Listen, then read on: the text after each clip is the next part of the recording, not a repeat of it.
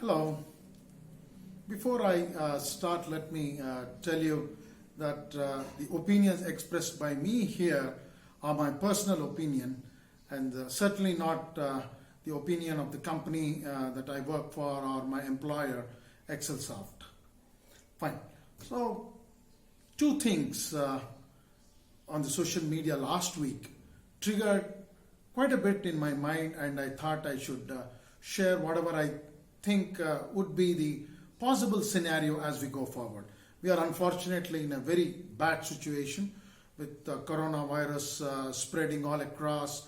New York now becoming the epicenter. We had our own bout in India, and we are at the lockdown situation right now as of today. Now let me come back to the two social media posts that I'm referring to. The first one was in a very lighter vein, which came up on the WhatsApp. It said something like this: only essential services to be available. That's what the government said across the world, as you all know, because of this coronavirus. School, colleges, university, all type of education institutions are missing from educational list. I realized how many years of my life I wasted on non-essential activity. This was something that triggered my mind to make this video. What's the relevance of education? That's also pretty close to my heart and the company that I work for. The second one was slightly more serious, which is a tweet from one of a teacher in upcountry Karnataka, somewhere around Shimoga. Shimoga is a town in the center of Karnataka. Karnataka is a state in southern India, as you might be knowing. So she tweets something like this: no corona in my town yet, touch wood. Still woke up at 5:30 a.m. to avoid people while buying milk, took packet directly into washable bag, paid exactly change, went straight to bath without touching anything, soaked clothes and bagged milk, detergent, washed everything. The fear is real.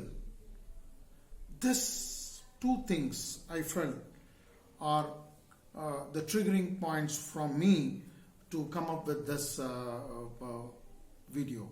So what really is happening? What's going to happen? We are in the cusp of a massive change in this world, starting this 2020 with this virus spreading all across. The whole system has gone haywire. Education institutions around the world are closed. Offices are closed. Companies are closed. People are working from home. Of course, companies, software companies and companies like me can afford to work from home, but manufacturing industry, IMF have already said we are in for a massive recession, worse than the earlier recession. Every education institutions are thinking that they need to have a plan B and plan C in case this kind of a situation happens. So what are those plan B and plan C? We will see to it. There's a tremendous strain on healthcare system. There's a tremendous strain on petrochemical industry because we are not moving out anywhere. We are not buying petrol. So the whole system is going for a change. There's no holidays this summer. Summer is generally a holiday season in India, and the whole thing is closed. There is no holiday season. And we are practicing social distancing, which is good. I urge you, all of you, to do it. But where are we heading? Our food habits changing. Our holidays changing. Our schools and colleges, how we learn, changing. Our healthcare system changing. Our way we interact with people changing. Our transportation is changing. The change I would be looking at today would be from an education perspective. That's what I do day in and day out for my bread, butter, jam and everything. I think about it, I sleep about it, I eat about it. So let's look at what's really happening. Coming back to the WhatsApp that I read at the beginning, that it's not even part of the essential services. Earlier we had every company in this world telling that the engineers of today are not equipped to the real world situation. Forget engineering, even anything, be it accounting, be it doctors, be it lawyers, any field you say, people have, no, the corporates are saying that they are not ready. So there has to be some gap. Let us look at some history of our education system. Why this system came about it at all. This education system came about it at the beginning of something about 19th century or the late 18th century. That's when the world was looming around. The war was on the cloud. The First World War, I would say.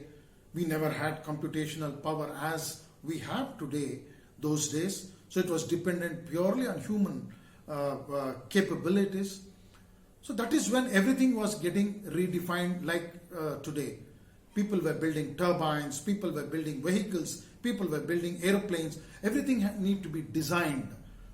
And for every design, there was a huge amount of calculations that had to be done.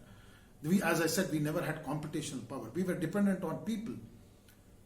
And that is when the world thought that we should empower these people to understand the basics of design and the basics of research and utilize them for building that industrial revolution of that day. That is when people started right from a simple Pythagoras theorem to Bernoulli's principle, to Euler's theorem, to Lagrange's principle. You name it, they had to do it. The Germans had to do it, the Americans had to do it, the Japanese had to do it, every country in this world had to do it. And the British had to depend on the Commonwealth. And they depended on India pretty much because we are an English-speaking country. So the education system was more on learning the basics of science, basics of mathematics, of course the language, and with a little bit of history thrown in. There was not much of a importance given to history. That we'll come to that perhaps later on that. So this is what the situation was. And that is how we came. And it came up. It was good. It was successful. Then unfortunately we came to the Second World War. It was even then it was needed because there was no computational power like we had today. So everything was dependent on human calculations. So it came up to I would say right up to the 90s when the real computational power, the real power of the computers came into being. Everything was getting computerized. The banking system was getting computerized. The manufacturing industry was getting computerized. The whole world was getting computerized. Healthcare system was getting automated and computerized. That is when we seriously started to think. That's when this question of the gap between what needs to be taught at school or the colleges and what is the expectation of the industry came into discussion. That is when everybody started to think, are we missing something? Is it that we are looking at education from a different angle now? Yes. With this situation, unfortunate coronavirus incident, pandemic that's happening around the world, we are again at the crossroads and looking at it. That is why we are looking at Plan A, Plan B and Plan C. Plan A, yes, one teacher, the entire class, face to face, the whole lot of thing was going on like that. Now they are looking at online education, distributed learning, individualized, personalized learning. There's quite a lot of things that's happening today. You can't put every human being today in one basket. Everybody has their own learning curve. So each one has to look at it from a different perspective. And luckily today, we don't have to do quite a lot of computational work. We have such powerful computers which can do any kind of modeling, any kind of mathematical modeling, any kind of extrapolation, any kind of calculations that need to be done. Now, at this point of time, we should really think, should we go by the same yardstick of education that we had all these years?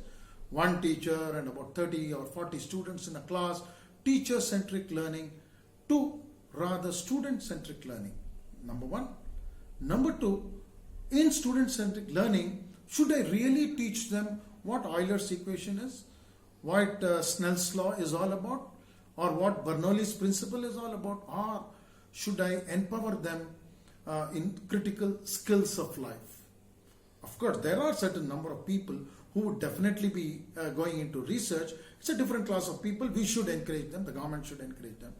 But the most of it, or the 98% of the people, should be empowered into some kind of a skill. Hear me this. and we'll come back to this situation later on. An engineer today, at the end of his 4 years of engineering, can any one of you tell me what is their core competence? Is there a core competence at all for an engineer today?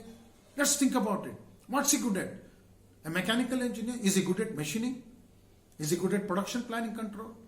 Is he good at marketing?